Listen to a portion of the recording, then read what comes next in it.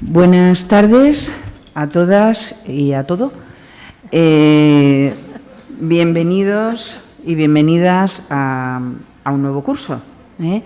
En nombre de Josefina, de Coba, de Mari Sigüenza y en el mío propio, y como coordinadoras del aula, os damos la bienvenida al nuevo curso. Y os damos las gracias también porque entre todas seguimos haciendo posible este espacio de reflexión feminista. El curso de este año, que como sabéis siempre lo decidimos entre todas las personas que acuden a la sesión del mes de junio, este año estuvimos intentando recuperar los espacios, o sea, que este curso fuera una recuperación de los espacios de la agenda feminista, porque llevamos mucho tiempo convulsionadas con asuntos que nos tienen un tanto alejadas de los problemas reales que nos da la vida real. Por tanto, a la hora de elaborar el programa pensamos en esta cuestión. Así nos salió un título que genéricamente era Cuestiones feministas y trampas patriarcales. Eso nos daba la posibilidad de dejar temas abiertos en cuanto a su título, para que nuestras ponentes tuvieran la posibilidad de redirigirlo un poco de acuerdo a los intereses mutuos, ¿no? De ese modo, pues tenemos esta primera sesión que lleva el título genérico de Misoginia, el odio hacia las mujeres. Y luego seguimos con títulos como Misoginia en los poderes democráticos, Derechos de las mujeres basados en el sexo, Propuestas feministas, erotizar la igualdad. A eso le dedicaremos 2 sesiones y serán sesiones, digamos, internas, es decir, será el propio aula quien llevará a cabo estas sesiones, para lo cual ya hablaremos en su momento, a ver quién desea y se ofrece a llevar a cualquiera de estas 2 sesiones. Después volvíamos a otro tema, el del consentimiento, un tema fundamental para el feminismo, sobre todo en los tiempos que corren, con esa fiebre de individualidad que nos invade, ¿no?, a la cual todo el mundo estamos apelando desde la libertad, etcétera, etcétera, ¿no? Pues bien, vamos a ver qué pasa con el consentimiento, porque es el elemento fundamental de toda esa estructura que va por detrás, ¿no? ¿Qué pasa con el consentimiento y las mujeres? Por supuesto, en marzo, pues el debate del 8 de marzo, que volverá a ser un debate interno. Después vamos con el tema de la culpa, otra cosa que ha acompañado a las mujeres desde el principio de los tiempos. Vamos a ver en estos momentos cómo se ha redirigido la culpa, cómo se ha reorientado para que siga sirviendo como mecanismo de control, ¿no?, que es en definitiva lo que es. El 2 de mayo nos espera un debate final sobre todos los aspectos que habíamos ido tocando, y en el mes de junio volvemos otra vez a plantearnos sobre qué hablaremos al curso siguiente. Esto es en cuanto un poco el programa y el título. Hemos intentado, ya os he dicho antes, que el programa responda a las inquietudes que se han ido suscitando desde el feminismo, y no solo por la materialización de la agenda, sino también por las reacciones que nos quieren impedir llevar a cabo esa agenda. A lo largo del curso vamos reiteradamente a invitar a las aularias a que participen de una manera más directa. También vamos a intentar que las sesiones hoy la podemos disfrutar en streaming, porque estamos en esta sala. No todas se van a poder celebrar aquí, las otras, muchas de ellas, la mayoría, las vamos a hacer en nuestra aula habitual, que es en la última planta, en la Emilio Varela. Vamos a intentar que, si no es por un sistema, sea a través del ordenador, pero también puedan ser online. El año pasado fue un auténtico éxito poder funcionar así. I, bueno, i per últim, donar-li les gràcies a Esperança Bosch Fiol per ser la persona que inaugura el nostre curs i d'una manera tan brillant. No l'havíem tinguda mai entre nosaltres, però esperem que ja no siga l'última vegada, que no siga la darrera vegada, i a partir d'ara tinguem aquesta línia ben oberta. Bon, jo em retire i deixo a Lídia i a Esperança en la presentació d'avui.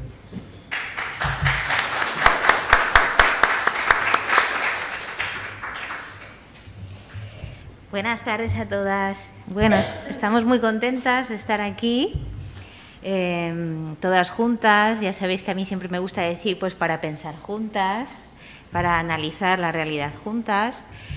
Y estamos también muy emocionadas de poder traer esta temática tan importante, tan necesaria y tan lejana en estos momentos, como es el análisis de la misoginia o la misoginia, estado de la cuestión. Nada mejor que comenzar la sesión sobre misoginia y el resto de sesiones en las que hablaremos también desde otras perspectivas sobre misoginia, pues que con Esperanza Bosch, que es una de las coautoras del libro Historia de la misoginia, que se ha reeditado y actualizado en el año 2020. Y bueno, cuando hablamos de misoginia en estos momentos, desde luego que a nadie se le plantea la posibilidad de que pueda ser un delito de odio. En estos instantes mismos en los que llevamos hablando sobre el odio y los delitos de odio, pues en los últimos 2, 3, 4 años constantemente, diariamente, cuando nosotras nos juntamos a pensar, decimos, bueno, pues no vemos la posibilidad de que la misoginia sea un delito de odio y, sin embargo, la vivimos en una dimensión profunda y potente en nuestra vida cotidiana. Bueno, la misoginia, que la podríamos definir así brevemente como el desprecio hacia las mujeres con distintas manifestaciones de violencia, la vemos cotidianamente en los medios de comunicación, en la cultura popular, en la cultura refinada también, en la academia, en la ciencia, en los sistemas políticos. Es una forma de gobierno establecida. Podríamos hacer un análisis geopolítico del mundo basándonos en la distribución y los niveles de misoginia. Pues igual que el patriarcado es un principio rector de la organización del territorio, uno de los elementos del patriarcado, que es la misoginia, pues también es un elemento organizador de la vida de las mujeres y de los hombres. La utilización de los espacios públicos o espacios privados, es decir, cantidad de situaciones cotidianas que vivimos en el norte y en el sur, en todos los espacios del mundo, se explican por la estructura social y política de la misoginia. Entonces, bueno, considerábamos que era un tema importantísimo para abordar en estos momentos y también hacer una breve mención a cómo de insignificantes somos las mujeres en esta sopa misógina, que bueno, pues podemos comprobar que en los informativos los asesinatos, las mujeres asesinadas siguen siendo insignificantes, no se nombran, no sabemos quiénes son, cómo son sus contextos de vida, es como otra mujer más. Entonces, bueno, ese grado de insignificancia es muy interesante en estos momentos, que es para que sea analizado.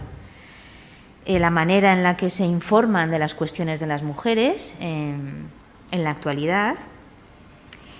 Y bueno, también quería decir algunas breves frases antes de presentar a Esperanza. Hay religiones basadas en un relato misógino que son veneradas por millones de personas. Hay formas de hacer política en España y en otros países cuyo eje es la misoginia. Hay también acciones misóginas que se entremezclan con el racismo. Hay persecución y violencias específicas contra las lesbianas y multitud de actitudes de extrema violencia y desprecio contra la existencia lesbiana. Y hay misoginia específica para las feministas. Y este año la hemos vivido, pues tal vez con mayor crudeza que en el último decenio. Y bueno, pues ahora voy a pasar a presentar a nuestra ponente, que estamos aquí, pues que es un regalo poder tener a Esperanza Bosch, que ha venido desde Baleares.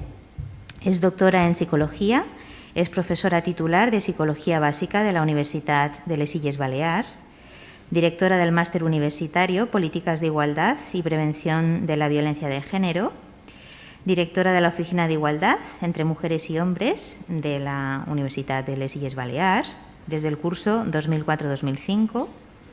También es directora de la Cátedra de Estudios contra la Violencia de Género, investigadora principal del Grupo de Investigación Estudios de Género de la misma universidad, también investigadora principal de otros proyectos de investigación en el ámbito nacional sobre psicología de género y particularmente sobre violencia de género. Ha sido subdirectora del Instituto de Investigación e Innovación Pedagógica desde el 2017 hasta mayo de 2021 en la misma universidad. Dirige y participa cursos de formación sobre violencia de género en la pareja, acoso sexual, acoso callejero, implementación y evaluación de planes de igualdad, intervención en clave de género en casos de violencia de género, así como incorporación de la perspectiva de género en los estudios universitarios, especialmente en psicología. Y entre sus obras están La voz de las invisibles, las víctimas de un mal amor que mata, de la colección Feminismos de la editorial Cátedra, del año 2002, El laberinto patriarcal, de la editorial Antropos,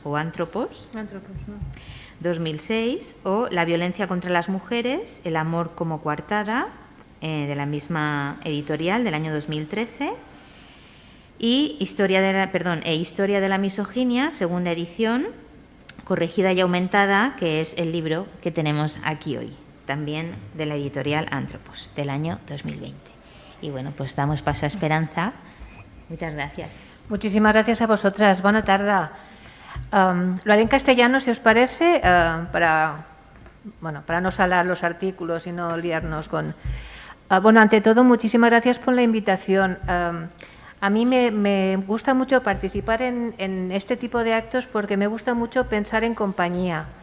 Y de alguna manera lo que estamos haciendo es, yo os cuento cosas, pero pensaremos y debatiremos en compañía y uniendo inteligencias y mentes, y yo creo que es la mejor manera de trabajar.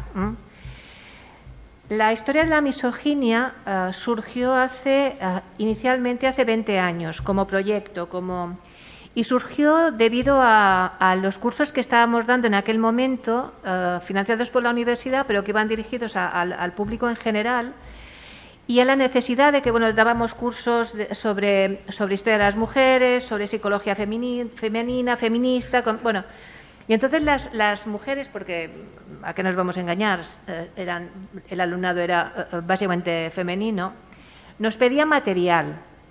Y entonces en algún momento pensamos, vamos a reorganizar, a unir, a poner orden, y nos salió la historia de la misoginia.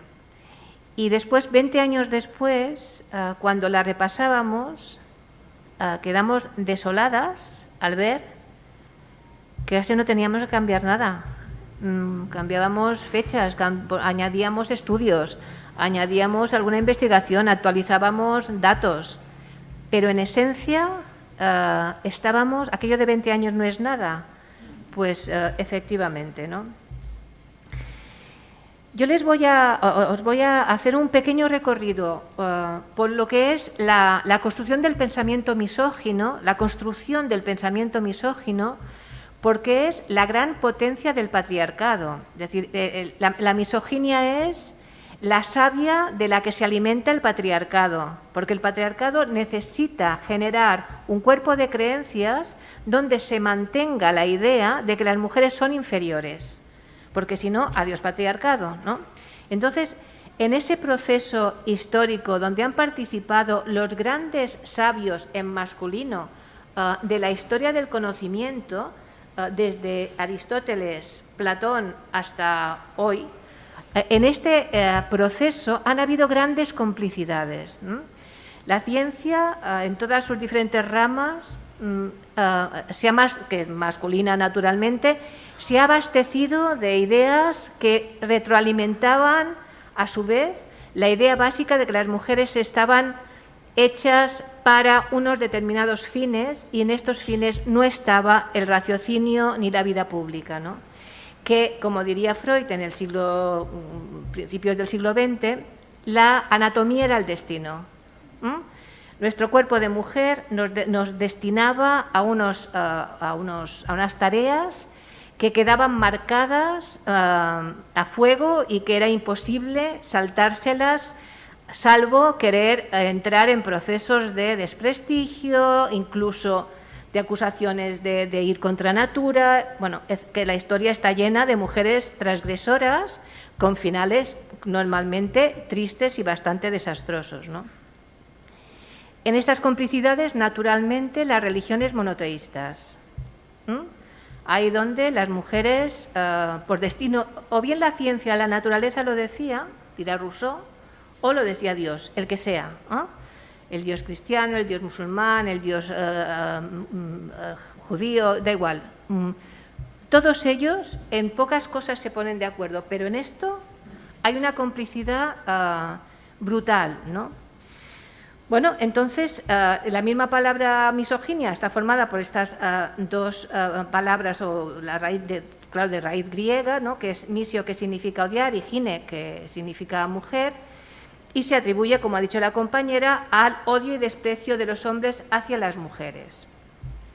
Por lo tanto, la primera necesidad es, definamos a qué nos referimos cuando hablamos de misoginia, que es una de las tareas de la academia, ¿no?, de aclarar conceptos, y tengamos claro que estamos hablando de una ideología, ¿no?, de una forma de estructurar el mundo, de una forma de transmitir esta estructura y de una forma de organización social, porque si las mujeres son inferiores, entonces su tarea y su devenir tiene que estar determinado o limitado en unas determinadas paredes.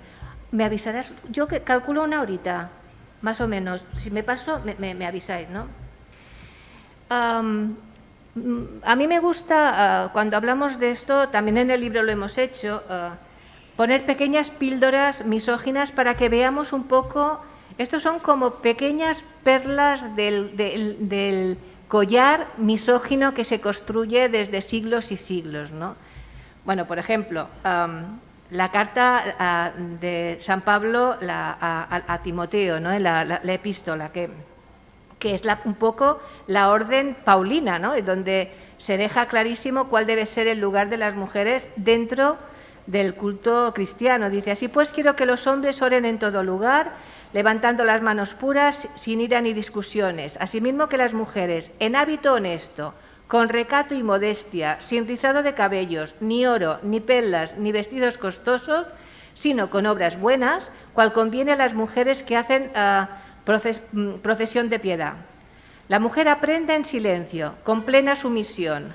No consiento que la mujer enseñe ni domine al marido, sino que se mantenga en silencio, pues el primero fue formado, Adán, y después Eva, que seducida incurrió en la transgresión.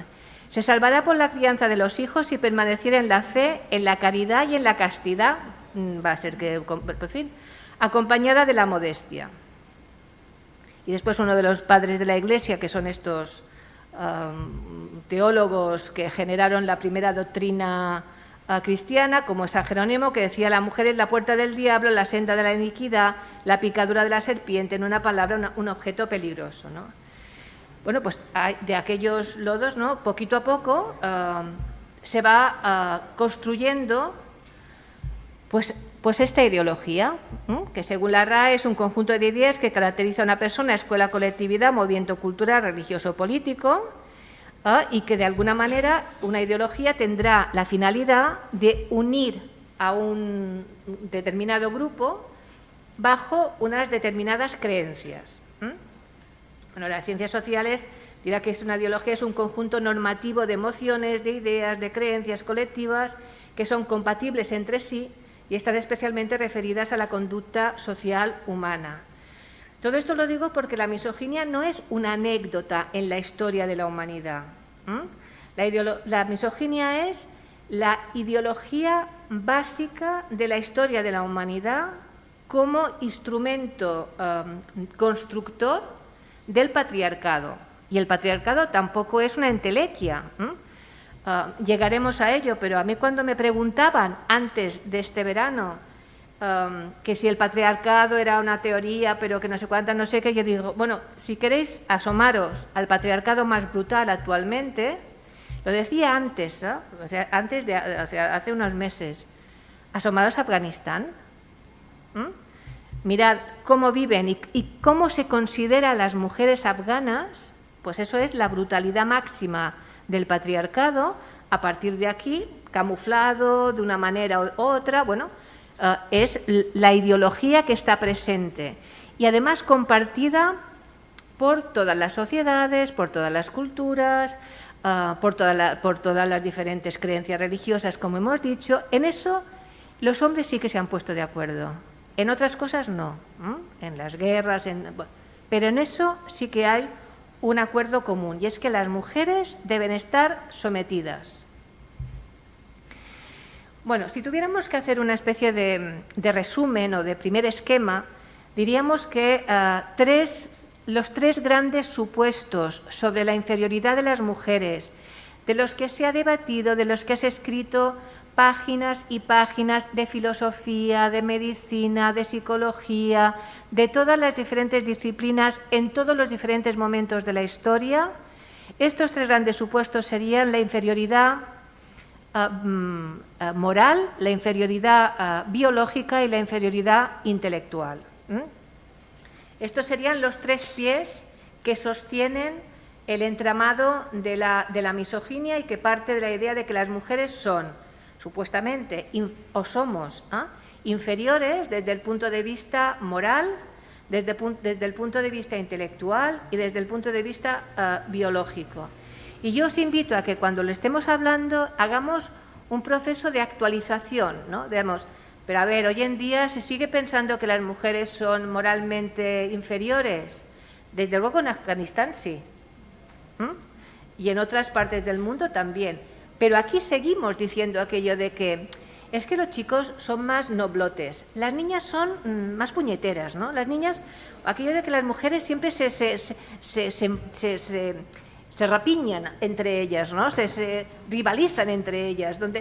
Bueno, pues esta idea de que las mujeres tenemos una moralidad más lábil, más fluida, ¿no? Como diríamos ahora, como lo del género fluido, pues nosotras también se construye desde muy atrás. Bueno, Aristóteles ya decía que el varón es por naturaleza superior y la mujer inferior. Por naturaleza, listo. Y uno domina y el otro es dominado. Y ya está. Y como viene dado por la naturaleza, contradecir esta orden va contra natura. Ya sabéis que ir contra natura es uno de los grandes pecados, ¿no? O pecados, es decir, grandes transgresiones. Por lo tanto, estos tres grandes supuestos, la idea de que las mujeres somos moralmente inferiores, intelectualmente menos racionales, más emocionales, más intuitivas, y biológicamente más débil, aquello del sexo débil, ¿no? De la fragilidad femenina, de que nuestra historia reproductiva nos convierte, pues cuando eres joven, con las menstruaciones que según pues nos debilitaban y nos volvían cada mes una semana fatal, y por lo tanto nos incapacitaba, y después con la menopausia ya nos volvíamos todas medio locas y tampoco ya tal. Bueno, pues que físicamente no teníamos el aguante, no teníamos la fuerza, no teníamos, que los hombres, por lo tanto, teníamos que estar situadas en el ámbito privado y el intelectual. Vosotras diréis, ¿y hoy en día todavía se cree que las mujeres son intelectualmente inferiores? Bueno, pues hay niñas que se lo siguen creyendo y no se matriculan a estudios, por ejemplo, de las carreras que están más valorizadas, ¿no? Que serían, por ejemplo, las técnicas, ¿no? Si en la segregación horizontal, es decir, aquellos estudios tan feminizados en contra de otros que están masculinizados, siempre económica y de salida profesional más brillante los masculinizados, algo querrá decir, ¿no? ¿Las obliga a alguien a matricularse o a no matricularse? Directamente no, indirectamente la presión social es indiscutible. Tenemos que creernos que no hay niñas o jóvenes o adolescentes que les pueda interesar construir puentes, diseñar barcos, hacer una ingeniería, por ejemplo, ¿no? o participar en la construcción de los grandes pues ordenadores y toda la historia de las nuevas tecnologías. Y bueno, en nuestra facultad, en nuestra universidad, perdón, bueno, la es vicerrectora, pero la que ha sido durante mucho tiempo la directora del departamento de la Escuela de Politécnica, estaba desesperada. La matrícula de niñas, que ya era poca, cada vez era menos. Cada vez era menos. Vamos a los institutos, hacemos encuentros, hacemos todo lo que se nos ocurre. Pero ¿qué pasa? Que no ven a otras chicas que se quieran matricular. Y entonces muy pocas se arriesgan a entrar en un mundo donde ven claramente que ellas son una excepción.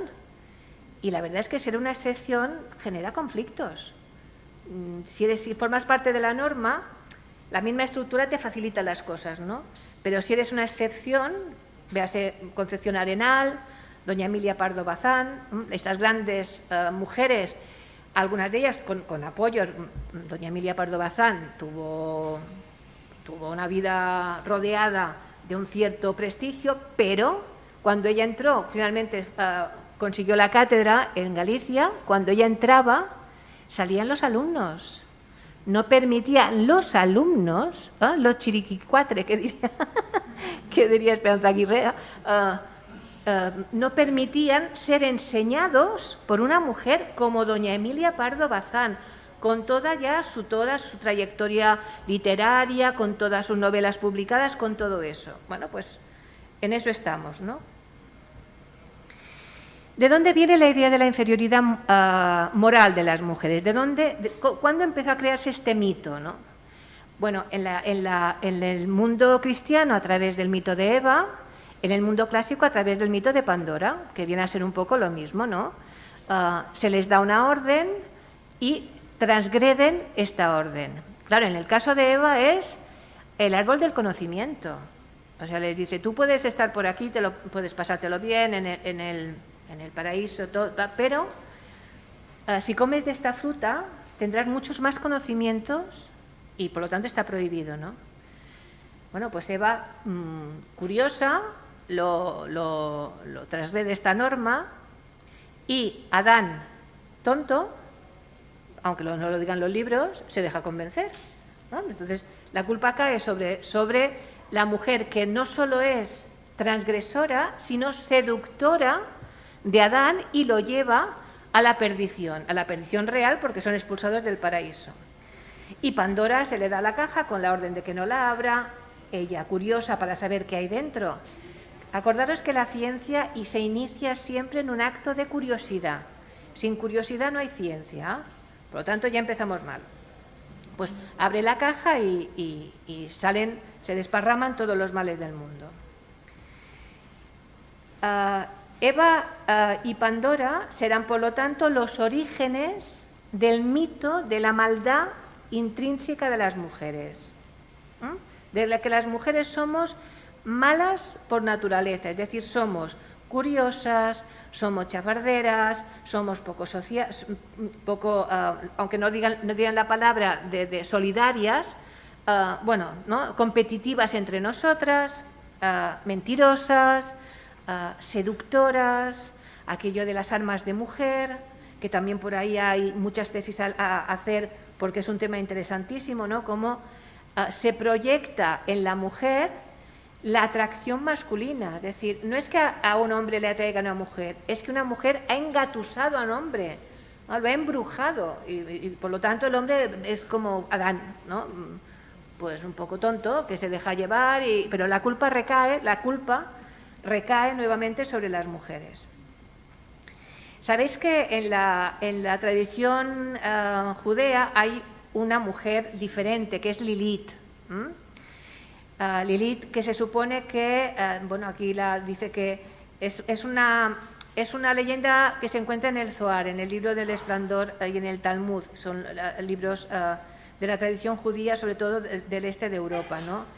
Pues Lilith fue creada exactamente de la misma manera que había modelado Dios a Adán, pero utilizando suciedad y heces en vez de polvo puro. Entonces, ¿qué le pasó a Lilith? Lilith no asumió la orden de estar sumisa bajo bajo el dominio de Adán. Y dice la tradición que una de las cosas que nunca quiso hacer Lilith es tener relaciones sexuales con Adán en la posición del misionero. Que eso dices, bueno, pues eso forma parte de la tradición de Lilith. Lilith consiguió huir del paraíso y de su estirpe surgen las brujas y los diablos, ¿no? A Lilith esto también es muy interesante, a Lilith se la representa como una bella mujer de largos cabellos pelirrojos. Si repasamos Hollywood, veremos también cómo la mujer seductora pero mala, la enfant, la mujer terrible, tiene una hermosa cabellera religiosa, pelirroja. Entre otras cosas, en la idea de que el pelo es un elemento de seducción hacia los hombres. Por eso hay que tapárselo, hay que ir recatadas las mujeres, y por eso, si volvemos al ejemplo más aterrador que tenemos, las afganas, bueno, ni pelo ni nada, ¿no? Todo tapado. Bueno, de esta idea de que las mujeres eran malas y de la estirpe de las brujas, tampoco es una broma, forma parte de la tradición europea durante siglos de la caza de brujas, que no era un cuento chino, era un hecho real, sobre todo en Europa central. En España la Inquisición tuvo más una finalidad más, digamos que política, ¿no? Pero en Europa central, sobre todo en el norte de Italia y lo que es ahora Alemania, bueno, la caza de brujas fue tremenda, ¿no? Un libro, un manual para los inquisidores, que es el Malleus Maleficarum, que se traduciría como el martillo de las brujas, da ejemplo cómo las palabras no son nunca inocentes, ¿no? Este libro, que era un manual que pretendía ayudar, entre comillas, a los inquisidores para que identificaran a las brujas, para que supieran si una mujer acusada por quien sea de brujería, de prácticas tal, pues era o no era una bruja. Este libro, que hay ediciones actualizadas que yo recomiendo leer porque es una lectura, bueno, te impacta mucho, pero te da mucho la idea de lo que se estaba pensando, porque en el fondo los dos frailes dominicos, que eran Kramer y Sprenger, los dos dominicos, dominicos eran los que estaban relacionados con la Inquisición, digamos, ¿no? Por mandato papal. Hacen un libro en el que, además de creencias absolutamente infantiles, hoy en día le diríamos, se mete a todas las mujeres en el mismo saco, ¿no? ¿Por qué? Pues porque por el inicio del que decíamos antes, como todas las mujeres vienen de Eva, y ya sabemos Eva cómo era, pues en el fondo todas las mujeres son peligrosas. ¿Y cómo se sabía que una mujer era una bruja? Bueno, primero porque se la torturaba para que confesara. Si confesaba que era bruja, se la mataba, pero se podía ir al cielo. Si decía que no lo era, se la mataba, pero se la mataba y se le requisaban todos los bienes, ya que estamos. La Inquisición lo primero que hacía era quedarse con... pues si se negaba a reconocer que era una bruja, se la mataba igualmente, pero además se consideraba que su alma quedaba infinitamente para la eternidad en el infierno. Con lo cual, una vez acusada de brujería, rara vez, rarísima vez, se podía salir de este laberinto infernal, ¿no? ¿Y qué hacían? ¿Qué se supone que hacían las brujas? Pues en este libro hay apartados tan interesantes, entre comillas también, como los supuestos poderes. Siempre hay sexo por en medio, pues iban a aquelarres, copulaban con el demonio, vivían auténticas orgías, bueno, todo eso. Pero, por ejemplo, se podían despersonalizar, es decir, por ejemplo, acusaban a fulanita de tal de haber participado en un aquelarre en el bosque aquel tal día, tal hora. Y entonces el marido decía, no, mire, tiene que ser un error porque dormía a mi lado. Digo, ¿tú crees que dormía a tu lado? Pero como es una bruja, tiene la capacidad de despersonalizarse y mientras tú crees que estás dormida ella, subida a una escoba, o no, pero después los cuentos infantiles las suben a las escobas, se traslada hasta allá para hacer las máximas guarradas y las máximas historias erótico-festivas, ¿no? que se imaginaban las mentes calenturientas de los inquisidores. Porque claro, todo esto tenía que estar... Cosas tan infantiles, bueno, que han trascendido después, que eso también es una pirueta de la historia tremenda en cuentos infantiles. La bruja que se sube a la escoba, que todas hemos oído, a todas nos han contado historias de brujas. Otra historia que se cuenta como cierta del Malius es en una... porque claro, estamos hablando del siglo XV, por lo tanto, de una Europa fragmentadísima, ¿no? Y básicamente rural y con núcleos muy dispersos. Bueno, pues en tal aldea de tal sitio, un señor, un aldeano, desapareció. Y al poco apareció por ahí un burro. Entonces se acusó a la mujer que se tenía señalada como bruja de haber convertido al aldeano en burro. Y se le exigió que deshiciera el embrujo. Difícil deshacer el embrujo, ¿no? Bueno, pues esta idea de que podían convertir a personas en animales, ¿dónde las encontramos ahora? En cuentos infantiles. ¿Hasta qué punto un libro absolutamente cruel ha pasado por diferentes destilerías y muchos de los aspectos que trataba se han convertido en cuentos infantiles? Ahí también tela, ¿no?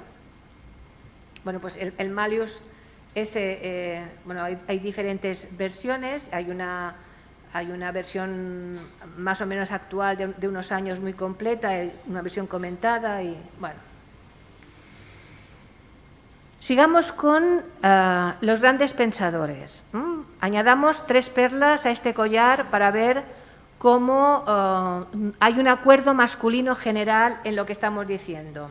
Dice, al seguir una vocación masculina, estudiar y trabajar como un hombre, la mujer hace algo que no corresponde del todo con su naturaleza femenina, sino que es perjudicial. Eso lo diría Carl Jung, que fue un discípulo de Freud, que después se enfadó con Freud y que, bueno, creó su propia escuela. Kierkegaard, bueno, la idea de que la mujer pertenece al sexo débil, ¿no? La idea... Kant, la mujer no se traiciona fácilmente a sí misma y por eso no se emborracha. Como es débil, tiene que ser astuta. Kant, que no conoció mujer, pero vamos. Esta sería la pata moral, ¿no? ¿Qué cosas podríamos actualizar de todo eso, ¿no? Pues eso que decíamos antes, ¿no? Ese imaginario colectivo de creer que en el fondo las niñas son más puñeteras que los niños, ¿no? Que los niños son más noblotes. Esto lo hemos oído, incluso lo habremos dicho, ¿eh? Son como más sincerotes, ¿no? Las niñas a veces son más retorcidas. Bueno, naturalmente no hay ningún estudio que diga eso o demuestre esto de una manera científica, ¿no? Habrá niños y niñas y, en fin, cada cual, pero la idea general es esta, ¿no? Vamos a una de las grandes déficits femeninos, que es la capacidad intelectual, que no es moco de pavo.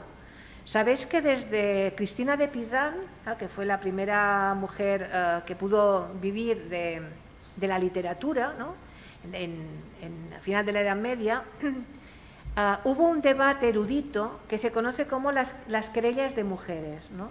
Que es la discusión erudita de si las mujeres tenían o no que tener acceso a la educación. Eso alcanzó hasta la coeducación. Alcanzó hasta casi ya en nuestro primer mundo. Asomándonos a otras partes del planeta, eso sigue absolutamente vetado a las mujeres, el acceso a la educación. ¿Qué se generaba entonces? Se generaba aquello del pez que se muerde la cola, ¿no? Como las mujeres no tienen acceso a la formación y a la educación, son incultas. Como son incultas, se demuestra su falta de capacidad intelectual. Como no tienen capacidad intelectual, no hay que gastar recursos en formarlas más allá de sus tareas, que son la maternidad, el cuidado de la casa, la atención de la familia, la cocina, la costura, bueno, echar la vida para adelante, ¿no? Más allá de eso, las mujeres no tendrían capacidad intelectual alguna, ¿no? En el siglo XIX español encontramos el movimiento krausista, que seguro que os suena, ¿no? Que es un poco una escuela básicamente filosófica, pero también con una rama muy pedagógica. De ahí surgirá después la Institución Libre de Enseñanza, que tenía entre su ideario lo que llamaban la cuestión femenina, ¿no? Es decir, en estas querellas de mujeres, en estas discusiones sobre si era o no oportuno educar a las mujeres, el movimiento krausista decía que sí, y generó las primeras escuelas dominicales, fuera de horario naturalmente, ¿no?, donde se empezó a tener un poquito de acceso a la formación. Decían los grandes sabios, no los krausistas en general, a las mujeres se les puede enseñar a leer, pero cuidado con enseñarles a escribir. Escribir es mucho más peligroso, porque escribir lo que hace es transmitir, ¿no? Entonces, por ahí también había todo eso, ¿no? Bueno, como un ejemplo de mujer defensora de la razón y del sentido común y de la evidencia empírica, pues Concepción Arenal, que además de ser que forma parte de nuestra genealogía y que la tenemos que valorar como lo que fue, ¿no?, una mujer importante en nuestra historia, Concepción Arenal rebatió las teorías de la época que se llamaba frenología, que decía que el tamaño de la cabeza tenía que ver con el tamaño del cráneo, ¿no?, y el tamaño del cráneo tenía que ver con el tamaño del cerebro. Con lo cual, como los hombres son de cabeza más grande, tienen el cerebro más grande y por lo tanto son más inteligentes. Y las mujeres y los indígenas, acordaos que había que también justificar la esclavitud, no tenían esta capacidad, ¿vale? Entonces, Concepción Arenal, en La mujer del porvenir, que también es un libro de esos que habría que leer, ¿no?, para rebate estas teorías frenológicas, acudiendo a la evidencia empírica y diciendo, vamos a ver, en aquellas familias, en aquellos matrimonios, en aquellas parejas donde ninguno de los dos ha tenido acceso a la educación, ¿quién es capaz de decir que el hombre es por naturaleza más inteligente que la mujer? Otra cosa es que pueda tener más fuerza física, dirá Concepción Arenal, pero cuando no hay formación, cuando no hay instrucción, la falta de inteligencia supuesta es igual entre hombres y mujeres. Por lo tanto, Concepción Arenal será una gran defensora, no del sufragio, que no lo fue, pero sí del derecho de las mujeres a la educación.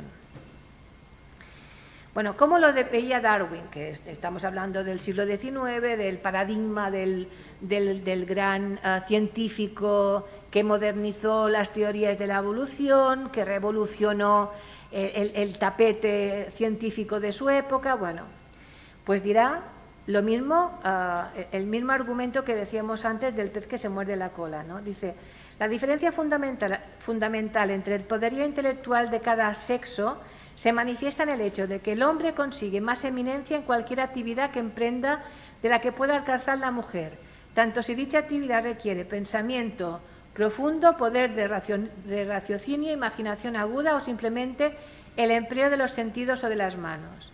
Es decir, como las mujeres no han tenido nunca acceso a la formación, no han hecho nada muy importante, como no han hecho nada muy importante, es que no están capacitadas para hacer nada importante.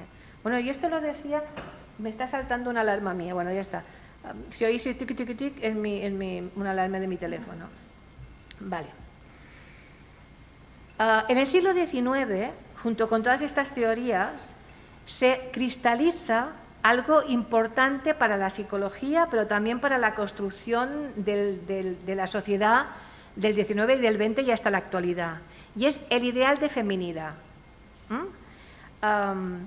Por ejemplo, decía Freud, Parece totalmente huérfana de realismo la idea de que incorporar a la mujer a la lucha de la existencia en las mismas condiciones que el hombre. ¿Acaso yo puedo imaginarme a mi dulce y delicada amada, era su novia en aquel momento, como un competidor? La naturaleza delicada de las mujeres necesita protección. Su emancipación nos arrebataría la cosa más encantadora que el mundo puede brindarnos, nuestro ideal de feminidad. La posición de la mujer no puede ser otra que la que es: ser una prenda dorada en su juventud y convertirse en una amada esposa en su madurez. Esto es una de las cartas que escribió Freud a la que en aquel momento era su novia, ¿no? Acordémonos que en esta época el movimiento sufragista ya estaba organizado. Por eso Freud se asusta y dice, vaya que mi novia se vaya a creer estas cosas, ¿no? Por ahí ya vemos las resistencias, ¿no? Este diálogo tan complejo entre el empuje de las mujeres y la postura de científicos, no digamos ya otras cosas. Mira, voy a cerrar, perdonad, pero estoy oyendo el tricotrico de mi móvil. Ya hay otra cosa, no, pero insistente es. Vale, fuera, ya está. Vale. ¿Qué más decía Freud? Bueno, pues Freud hablaba de la envidia del pene, de que las mujeres tenían la evidencia de que habían nacido sin algo fundamental, y a partir de aquí se generaba su feminidad, digamos, envidiosa. Por lo tanto, el efecto de lo que sería la envidia del pene contribuye además a la vanidad física de las mujeres, pues porque como ya no soy hombre, porque no tengo lo que me daría el poder, entonces tengo que seducir, y tengo que estar guapa y tengo que estar, siempre dispuesta a gustar, puesto que inevitablemente valorará mucho más sus encantos como una tardía compensación por su inferioridad sexual original. A ver, Freud no era ni más ni menos misógino, era un hombre de su tiempo. Lo que no hicieron ellos fue mirar el mundo real. Y aquí viene algo que yo creo que es importante, ¿no? La supuesta inferioridad biológica de las mujeres dentro de este proceso de construcción de la feminidad solo se hizo a partir de la mujer blanca y burguesa, que era un 0,0001 de las mujeres del mundo en general, ¿no? Por lo tanto, no se tuvo en cuenta nada más que la mujer burguesa, la mujer de la nobleza, las mujeres de capas altas, donde su feminidad consistía en tocar el piano, en esa cosa tan Madame Bovary del siglo XIX, ¿no? Esa falta de rigor científico, de no mirar el mundo, es decir, de encerrarte en una idea, de dar por sentado que esto es bueno, entonces cerrar con puertas y no observar. Darwin observó todas las especies animales menos la humana.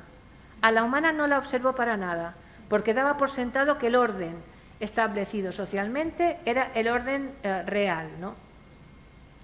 Por lo tanto, las mujeres, bueno, por ejemplo, ¿qué dicen muchos de las ONGs dedicadas a esto? Pues que las mujeres en los países en desarrollo dedican 4 veces más horas a trabajos no remunerados que los hombres. Si las mujeres fueran débiles biológicamente, todas estas cosas no las podrían hacer, ¿no? Pero para mayor evidencia, pues el fantástico discurso de Sojourner Truth, que fue...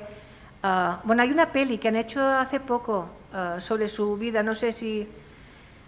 Bueno, pues aquello de ¿acaso yo no soy una mujer?, ¿no? Y dice, yo he arado...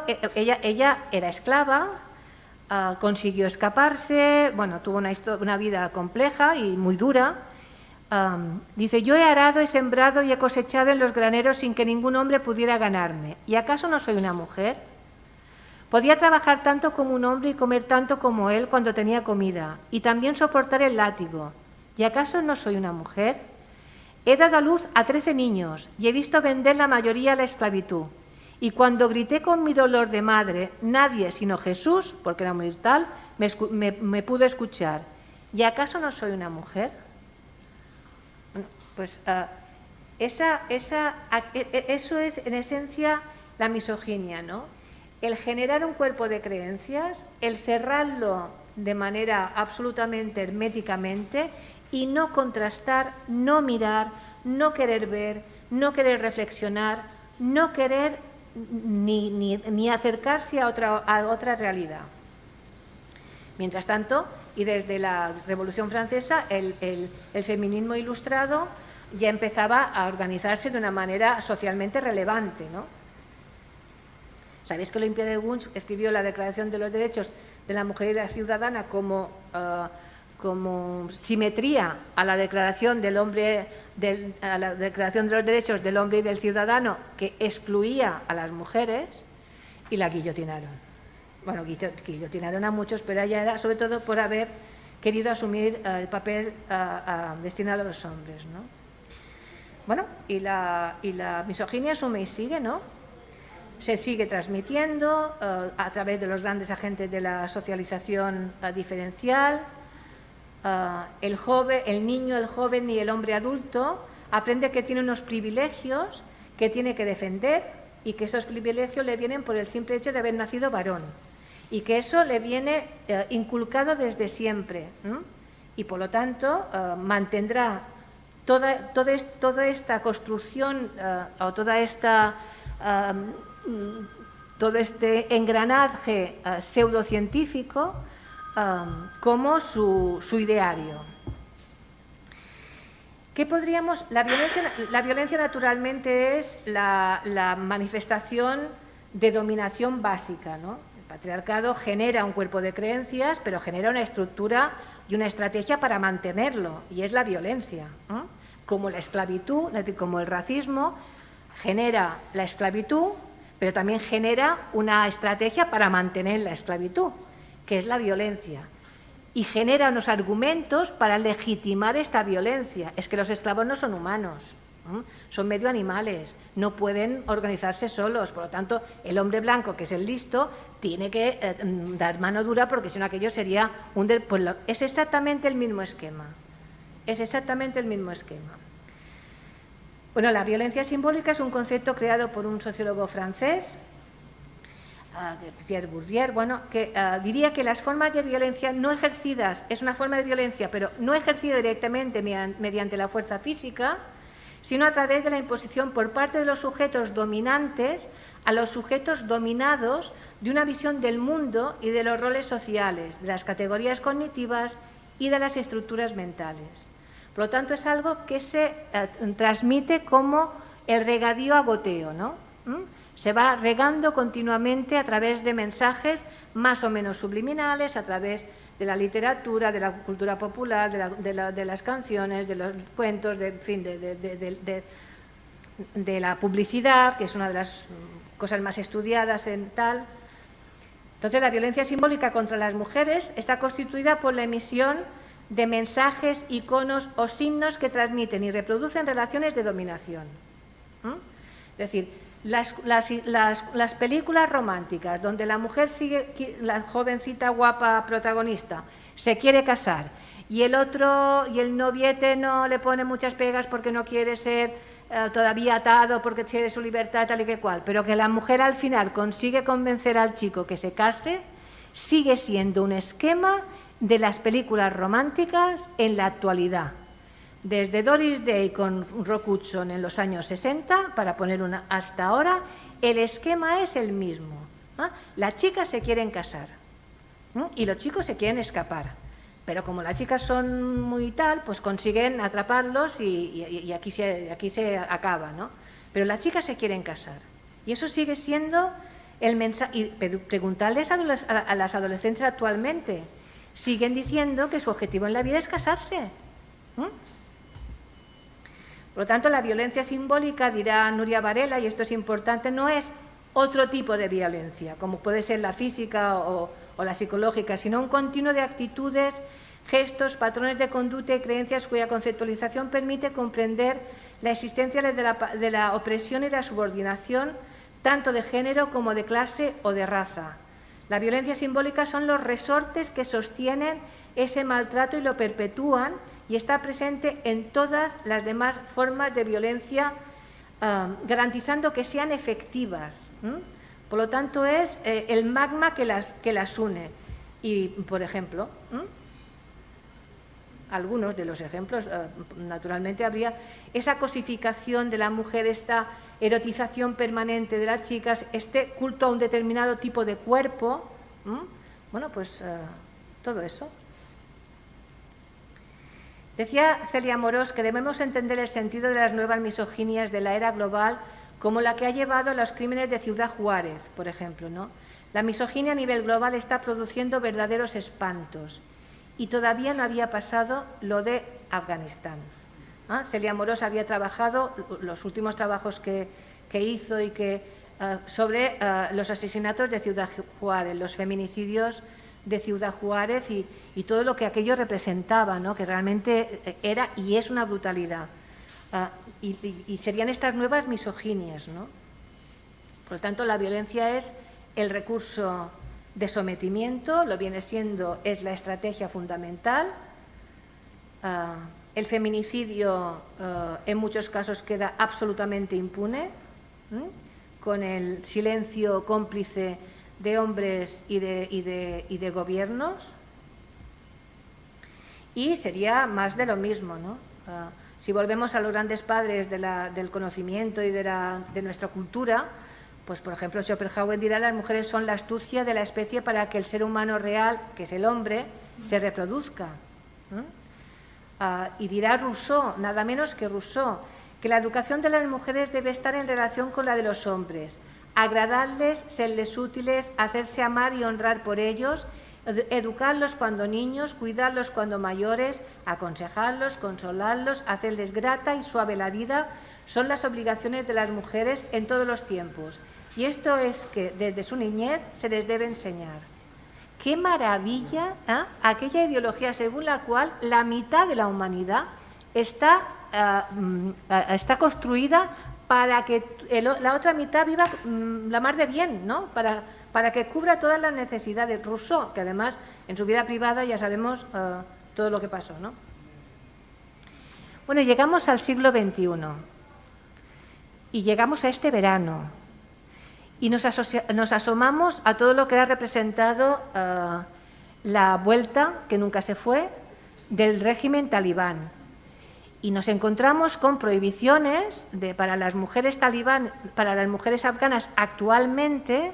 O sea, si nosotras estuviéramos reunidas tal como estamos ahora, si esta aula se traspasara a Kabul, a todas nos matarían. Y el único varón que está aquí nos podría matar a todas. Por el simple hecho de estar aquí. Bueno, aquí tenemos algunas de las prohibiciones, ¿no? Yo solo lo pongo un poco para que nos ilustre. Naturalmente, prohibido total de trabajar fuera del hogar, prohibición total de la actividad de las mujeres fuera de la casa, prohibición de tratar con comerciantes masculinos, prohibición de que sean atendidas por hombres varones, por médicos varones. Claro, médicas hay muy pocas, en fin. Si no tienen los tobillos cubiertos, se les castigará con azotes en público. Si van con las uñas pintadas, se les puede cortar los dedos. Se azotará, golpeará o insultará a las mujeres que no vayan vestidas de acuerdo con las reglas de los talibán. Obligación de usar un velo, bueno, todo eso, ¿no? Todo eso y más. Prohibición del uso de cosméticos, prohibición de que las mujeres hablen o estrechen la mano de los hombres, prohibición de reírse fuerte, ¿no? Prohibición de que las mujeres usen ropa de colores brillantes, prohibición de la presencia de mujeres en radio, en televisión o en reuniones públicas. Bueno, prohibición de que las mujeres se reúnan para ocasiones festivas como las fiestas de ahí, prohibición de las mujeres de lavar ropa junto a los ríos en lugares públicos, modificación de todos los toponimios, incluidos las palabras mujeres. Por ejemplo, había jardín de mujeres, ha pasado a llamarse jardín de primavera. Prohibición de que las mujeres aparezcan en los balcones de sus apartamentos o casas. Por lo tanto, la mujer se convierte en una sombra absoluta. Y todo lo que hemos dicho hasta ahora esos mensajes misóginos, estos tres ejes de la inferioridad moral, de la inferioridad intelectual, eso está pasando a fecha de ahora en una parte del mundo. Estamos en el siglo XXI, ¿no? Como creo que vamos mal de tiempo, yo solo había puesto algunos testimonios de mujeres actuales que hicieron llegar su situación al diario.es y que pedían ayuda desesperadamente, ¿no? Una madre decía, prefiero que matar a mis hijas antes de que caigan en manos de los talibán porque las van a esclavizar sexualmente, ¿no? Bueno, somos un grupo de mujeres que escribimos desde Herat, una ciudad muy antigua, fundada por Alejandro Magno y famosa por la belleza de sus monumentos y sus parques, pero que para nosotras será nuestra cárcel. Los talibán controlan toda nuestra provincia, han cerrado la frontera con Irán y no podemos escapar ni por tierra ni por aire, porque el aeropuerto está cerrado. Bueno, en las zonas ya definitivamente controladas por los talibán han cerrado cientos, en aquel momento, hace un mes más o menos, ¿no? Bueno, solo un mes, ¿no? 176 escuelas, se prohíbe el acceso a las niñas a la educación y muchas de ellas ya ahora son cogidas para ser casadas.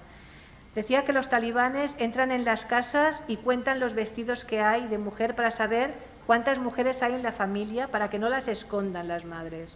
Esto está pasando ahora, ¿no? Una chica de 23 años, estudiante en la Universidad de Herat, que dice: el único recuerdo que dejan tras de sí los talibanes es su violencia y el trato inhumano a las mujeres. Volverán a convertir otra vez en sufrimiento toda nuestra vida cotidiana. La comunidad internacional debería saber que si no los detienen, algún día tendrá que lamentarlo. Y una niña de 19 años dice: acabo de leer el libro, la activista, en fin, que ganó, que era un premio Nobel. Lo que cuenta Nadia de los crímenes horribles cometidos por ISIS en Irak es muy semejante a lo que está haciendo los talibán, sobre todo en la esclavización de mujeres y niñas, a lo que los islamistas llaman yihad bonikar. Bueno, creo que la comunidad internacional, sobre todo Estados, piden ayuda, ¿no? Y después firman, y dice, pues es un poco como lo de las 13 rosas, ¿no? Que nuestro nombre no sea borrado de la historia. Y somos estas, pedimos ayuda, y estamos hablando de agosto, estamos en el mes de septiembre, pedimos ayuda porque nos van a matar. Si alguien no entendía lo que es la misoginia en su máxima expresión, es esto. Todo lo que decían los grandes sabios, todo eso se reduce en las mujeres son inferiores, y llegados a un extremo en la que la interpretación de un libro sagrado, el libro que sea, se interpreta de esta manera, ¿no?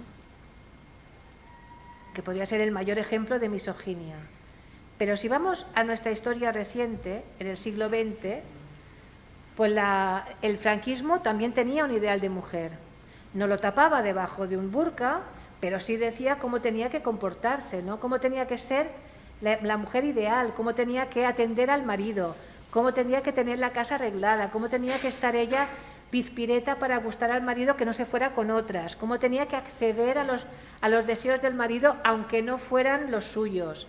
Bueno, y todo eso era el ideario de la sección femenina que estuvo vigente en España hasta 1978. Ya sabe lo que decía Pilar Primo de Rivera. Dice: gracias a la falange las mujeres van a ser más limpias, los niños más sanos, los pueblos más alegres, todo estupendo. Todos los días deberíamos dar gracias a Dios por habernos privado a la mayoría de las mujeres del don de la palabra, porque si lo tuviéramos, quién sabe si caeríamos en la vanidad de exhibirnos en las plazas. Lo mismo que están haciendo los talibán. La mujer callada y en su casa. Las mujeres nunca descubren nada, les falta el talento creador reservado por Dios para la inteligencia de los varoniles. La vida de toda mujer, a pesar de cuanto ella quiera simular o disimular, no es más que un eterno deseo de encontrar a quien someterse. Bueno, pues esto lo separan 80 años. 80 años de ahora, y en otra parte del mundo todo eso es lo que es. Bueno, pues la feminidad según el franquismo, la buena esposa, bueno, todo lo que esto estaba señalado, ¿no? Solo a modo de ejemplo, Otra evidencia del patriarcado en su más genuina manifestación es el acoso callejero. ¿Por qué? Porque es la experiencia compartida por todas las mujeres, por todas las que estáis aquí. Cuando erais jóvenes, cuando no tanto, ahora mismo, evitamos ir solas por determinadas calles, evitamos según qué situaciones. Si somos jóvenes, si sois jóvenes, os dicen en casa, que te acompañen tus amigas, que te acompañe tu novio, no vengas sola. Si no te acompañan, llámame que yo te vengo a buscar. ¿Por qué? ¿Por qué os dicen esto, las jóvenes? ¿Y qué hay? El miedo a la violación, el miedo al acoso, el miedo a que te asusten, ¿no? Aunque no te toquen, al hecho de asustarte, ¿no? Que las calles son de ellos, que la noche es de ellos. No solo la noche, en los autobuses, en los metros. Yo recuerdo de pequeña que ya nos decían nuestras tías y mi madre, cuando empezamos a ir al cine en grupito, no os pongáis nunca al lado de un hombre que va solo. Y yo aquello no lo entendí hasta que una vez se sentó un hombre a mi lado y me quiso tocar. Entonces ya pensé, coño, eso era lo que mi madre me decía, ¿no? Bueno, pues esa es una de las experiencias compartidas. Y esa es la base. Cualquier hombre tiene derecho a acceder al cuerpo de cualquier mujer en un espacio público, aunque no la conozca de nada, aunque él sea un paleto y la señora que pasa por allá sea una premio Nobel de física nuclear. Da igual. El privilegio es, como hombre, tengo derecho a acceder a su cuerpo o a decirle cualquier cosa que se me ocurra, ¿no? A violentarla, a avergonzarla, a hacerla sentir incómoda. Bueno, pues esa sería, de todas las violencias de género, de todas las violencias machistas, esta sería la más compartida, porque no conozco a ninguna mujer de ninguna edad que no lo haya vivido, o que por prevención no sepa lo que se puede o no conviene hacer. Bueno, eso sería, por lo tanto, la definición del acoso callejero y algunas de sus manifestaciones, ¿no? De silbidos, gestos obscenos, comentarios sexuales, fotografías y ahora después le añades toda la parte de las redes sociales, donde además la gracia se puede extender por todo el mundo a través de las redes, ¿no? Bueno, Schopenhauer decía que la mujer está destinada por naturaleza a obedecer. Se evidencia en el hecho de que toda mujer situada en la posición antinatural de completa independencia se une inmediatamente a algún hombre a quien permite que la oriente y la dirija. Esto se debe a que la necesita un señor y un amo. Si es joven, será un amante. Si es vieja, un sacerdote. Bueno, o no, ¿no? Y que los discursos no son inocentes, ¿no? Que ha habido tanta discusión sobre si determinados partidos de extrema derecha incitan o no al odio. Claro que sí. Claro que la palabra no es inocente. La palabra dirige la conducta. El pensamiento crea la palabra y la palabra dirige la conducta. Las grandes situaciones de violencia desatada siempre son posteriores a una arenga. Alguien dice: los negros nos están convirtiendo en no sé cuántas, no sé qué, hay que lincharlos. Alguien lo ha dicho, y lo ha dicho vehementemente, con una gran contundencia. Claro que las palabras no son inocentes. Y Amnistía Internacional está alertando en ese sentido, ¿no? Cuidado con todos los discursos de odio, porque los discursos de odio generan comportamientos de odio, es decir, incitan a la conducta violenta. Y en fin, así estamos. El hombre es el que hace la historia, la mujer tiene que reservar la misión de hacer al hombre padre de la historia. El señor Gregorio Marañón, por ejemplo, ¿no? Y ahí acabamos. Pues muchas gracias.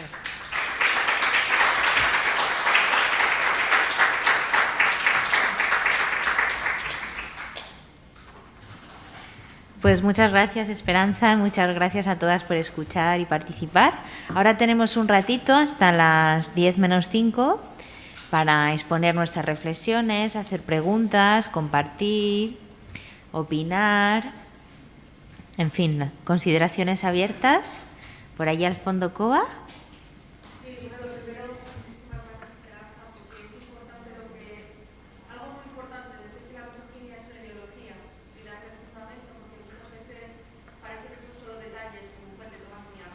La compañera Josefina, que no ha podido acompañarnos hoy, que no está por streaming, me ha avisado hoy en la vila, aquí al lado, ha sido asesinada una mujer de 38 años dejando 3 hijos. Ay, Dios. Igual, como usted iba a concentración, pues acabamos de tenerla, ya llegamos tarde, quería también abrir un espacio, ¿no?, de repulsa, desde la aula de debate, desde la plataforma, porque justamente es de lo que estamos hablando, ¿no? Las mujeres convivimos con el miedo y convivimos con la culpa, porque al fin y al cabo los roles que estaban diciendo de que nos esperaban, ¿no?, de atender al hombre, no terminamos de desprendernos de la responsabilidad de los cuidados y de atenderlos, ¿no? Es como por mucho que tu trayectoria laboral y profesional sea espectacular, la pregunta es, ¿pero estás casada? ¿Pero quién atiende a los niños? ¿No? Y lo vemos en actrices, lo vemos en presidentas, lo vemos en muchísimas circunstancias, ¿no? Entonces, me parece muy importante lo que has hecho en esta exposición por la ideología, que no es algo que se haga, que el bueno es una costumbre. Bueno, no. Aquí hay un tratado, aquí hay una Claro, interacción constante. efectivamente, hay un cuerpo de creencias, ¿no? Y este cuerpo de creencias es lo que alimenta el patriarcado. Y que se ha colado muy bien en las redes sociales, ¿no? Y que eso es un poco la... Ay, muchas gracias. Bueno, Te oíamos, pero bueno, me sí. oían. Era un poco de cara al futuro, ¿cuál pensabas que eran un poco los retos a medio y largo plazo de cara a la gente joven que piensa, ¿no?, pues que son 4 locos, y mira que hay un montón de youtubers y de tiktokers y de instagramers que ya están diciendo auténticas barbaries y que sin embargo se siguen colocando como 4 locos, y ves por el feminismo en las redes que muchas veces hay como más interacción de contras entre feministas que contra ellos, que están llevando a cabo un atentado, un terrorismo constante en redes, ¿no? Y bueno, era un poco ver un poco esa ideología en redes constante y sin ningún tipo de Sí, de yo creo que control. estamos viviendo unos momentos un tanto confusos, ¿no? Yo creo que las grandes movilizaciones de los 8 de marzo de los años anteriores a la pandemia generaron, por una parte, unas expectativas estupendas en las mujeres. Salieron mujeres para manifestarse de donde ni teníamos idea, porque los 8 de marzo, no nos engañemos, éramos las de siempre, ¿no? Y de repente aquello dio como un salto cuantitativo brutal, ¿no? Yo creo que estamos viviendo, por una parte, la resaca de todo eso.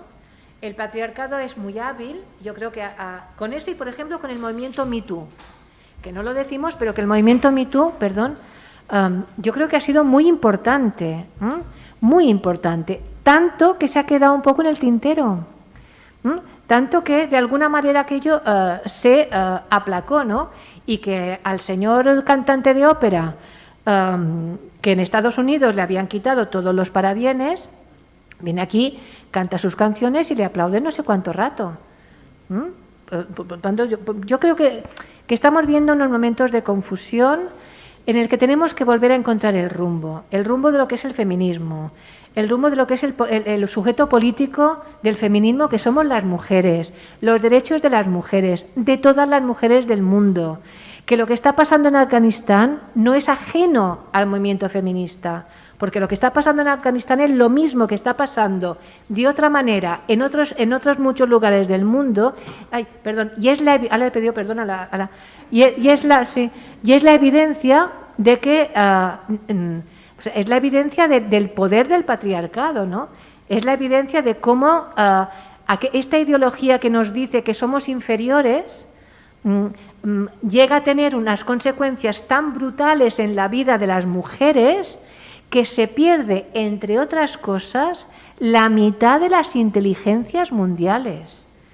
Es que después hay una parte también como más práctica que dices, pero madre mía, si todas las mujeres que se han quedado a lo largo de la historia encerradas en su casa hubieran tenido la capacidad de poder formarse, igual estaríamos en un mundo tropecientas veces mejor que ahora. Igual ya habría vacunas para todo, igual, en fin, ¿no? Bueno, pues todo eso en este momento pues está oscurecido por otras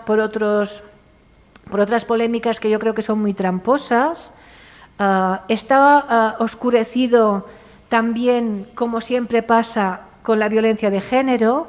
Decía, ay, sí, qué bien, antes eran sucesos, ahora lo cuentan más. Bueno, lo cuentan más, pero no lo cuentan mucho más. Yo siempre digo lo mismo, imaginaros que mataran cada semana a un obispo. No sé si hay tantos obispos como... No sé, no debe haber tantos, ¿no? Sí. O a los toreros, por el hecho de ser toreros, ¿no? O por el hecho de... Imaginaros qué pasaría, ¿no? Es que separaría el mundo, o a políticos, por el hecho de ser políticos, ¿no? Empecemos a que se matara a los diputados, cada semana uno. Las vidas son todas vidas. ¿Qué pasaría? En cambio, estamos tan devaluadas las mujeres, todavía, a pesar de todo, que nos matan y somos 12 las que salimos a gritar. En todas partes. Y después las redes sociales que actúan como la modernización del instrumento, pero no del mensaje. El mensaje es el mismo, lo que se ha modernizado es el instrumento y nos creemos muy modernas y muy guays, o se cree muy modernas y muy guays, pero es lo mismo, Con lo cual, a mí me preocupa el momento en el que estamos, supongo que como a todas vosotras. Creo que es un momento de unión y no de pérdida de energías en tonterías. Creo que tenemos que volver a encontrarnos en lo que es el feminismo y en la lucha del feminismo por los derechos de las mujeres de todo el mundo y tener muy claro que los derechos de las mujeres son derechos humanos y no podemos actuar de cómplices ante nada que atente contra los derechos de las mujeres, ¿no? Y bueno, y por una parte se avanza, pero yo creo que estamos viviendo la resaca de la cuarta ola. Y yo creo que la resaca ha llegado antes de que la cuarta ola se pudiera reafirmar más, ¿no? Y la pandemia no ha ayudado, naturalmente. La pandemia no ha ayudado en nada. No sé si te he contestado o me he ido por los ceros de Úbeda. La siguiente palabra, Guillermina.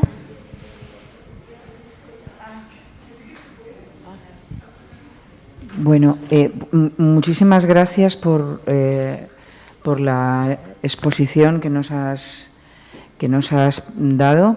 Yo mientras ibas hablando me iban viniendo muchísimos ejemplos a la cabeza. Bueno, por supuesto, la cuestión que hemos llamado de toda la cuestión de los piropos y demás. Esto es una constante, es una constante. Yo lo veía cuando estaba en clase, cuando estaba dando clases, cuando era profe, antes de jubilarme, y constataba con auténtica pena que mi alumnado femenino seguía teniendo exactamente la misma pega, el mismo problema, la misma queja que tuve yo 40 o 50 años antes. O sea, era increíble, ¿no? Eso por una parte, ¿no? Por tanto, bueno, pues el patriarcado tiene la capacidad de renovar la misoginia, ¿no?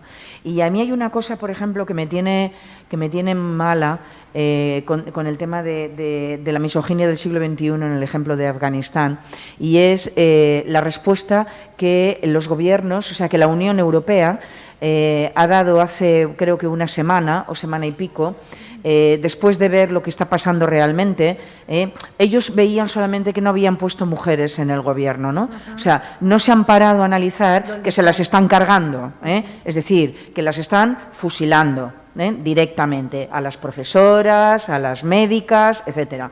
Y entonces lo que le pedían al gobierno de Talibán es que fueran inclusivos. Entonces, yo de verdad me pregunto, ¿dónde viven? O sea, ¿en qué planeta vive esta gente?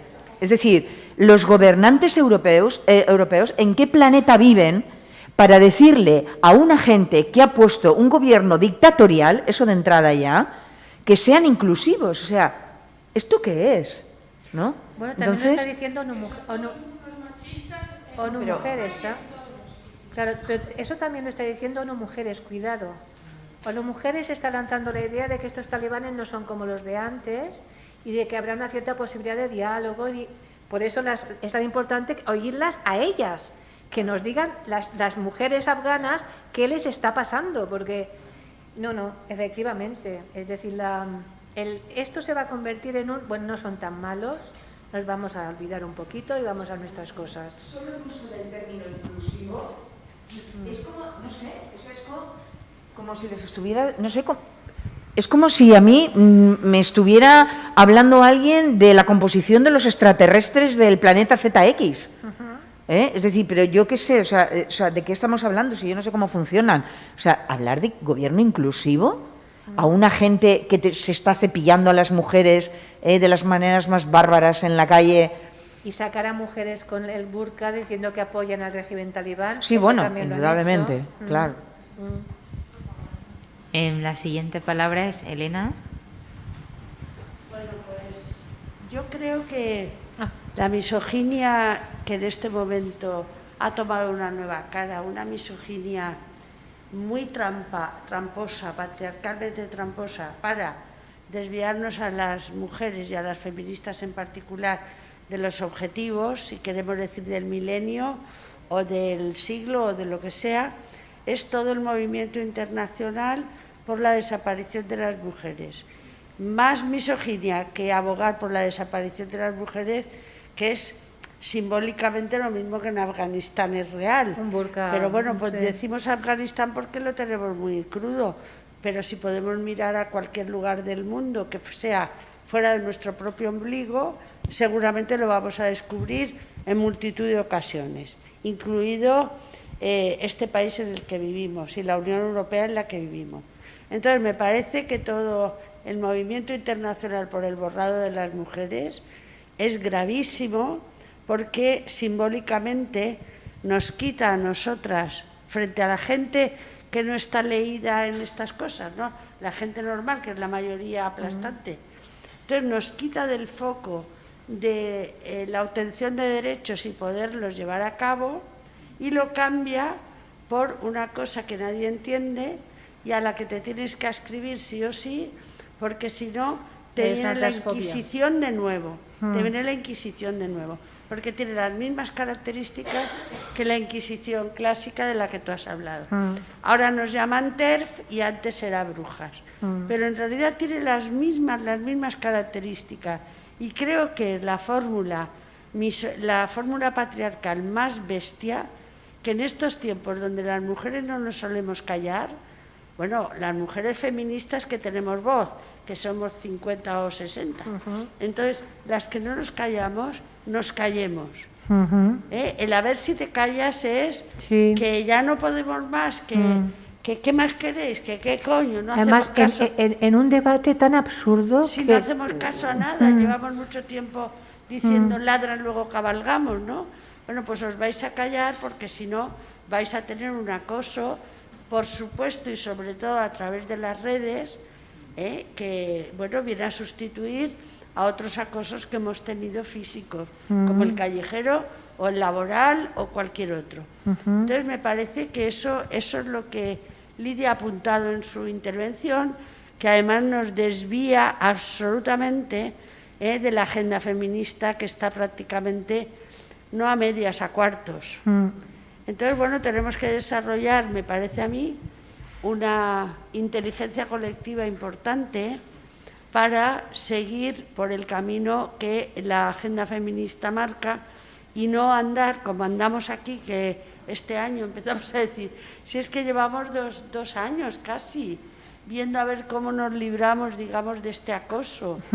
Pues bueno, pues está el acoso. En el que participan mujeres. Sí, pero siempre participan las mujeres, lo mismo que las afganas defienden el tal, porque eso teóricamente muestra que todas las mujeres no están de acuerdo con eliminar el patriarcado. Es debilitar el movimiento feminista. Claro. Es una estrategia brutal. Es una estrategia brutal. Es brutal porque no había manera de callarnos. Y es acientífica además, ¿no? Es que te arrastra a un debate en el que en el que no apoya ningún elemento mínimamente científico.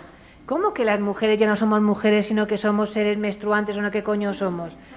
Vamos a ver, había una señora médica que tuvo que pedir perdón porque habló de la menorrea o no sé, y se le echaron encima diciendo que hay mujeres que... Dijo, yo decía la médica, jamás me hubiera pensado que podía ofender a nadie hablando de la patología ginecológica de las mujeres. Bueno, pues totalmente de acuerdo, pero es tan irracional que debilita en sí, ¿no? Y yo no sé, Pero creo que ha sido la única manera de introducirse en el corazón de las sociedades que sí que habían hecho avances sobre los derechos efectivos, no simplemente... Lo que pasa es que es un debate muy... es decir, la gente normal de la calle no entiende nada. No entiende nada de todo eso. La gente normal de la calle, tú dile que no eres mujer, sino que eres no sé qué, ¿de dónde vas, no? Claro, y es un debate entre élites, digamos, ¿no? Pero que hace mucho daño, claro, porque además va disfrazado de modernidad, va disfrazado de juventud, quieren contraponer las feministas más viejas con las feministas más jóvenes, que son las que realmente cogen la bandera, como si fuera una cuestión de edad, ¿no? No, es muy grave y es muy preocupante. Que ha podido infiltrarse dentro de sociedades donde muchísimas mujeres hemos estudiado, tenemos voz, tenemos historia y no nos callamos. Porque claro, eso se veía ya como diciendo, esto a ver cómo lo paramos. Entonces no sé si será una estrategia internacional casual o causal.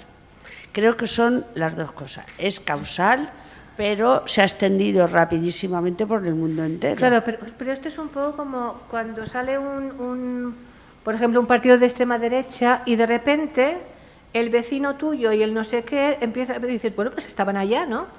Necesitaban como que les dieran el permiso para salir y para poder proclamar cosas que nunca te imaginabas que podrían llegar a eso. No, yo por eso decía que yo creo que estamos en un momento complicado, en un momento difícil, donde hay una realidad brutal, que es la de la calle, la real, que requeriría toda nuestra energía y donde no podemos dedicarle toda nuestra energía porque tenemos que batirnos luchar, o no sé ni cómo decirlo, con lo irracional de este tipo de discursos, ¿no? Y tenerte que defender de que tú no eres transfóbica, no eres no sé qué, que tú defiendes los derechos humanos, tener que dar los gritos de rigor, no, pues dices, bueno, eso agota también. ¿Alguna palabra más? ¿Alguien más quiere decir algo? Pues entonces aprovecho yo para decir... sí.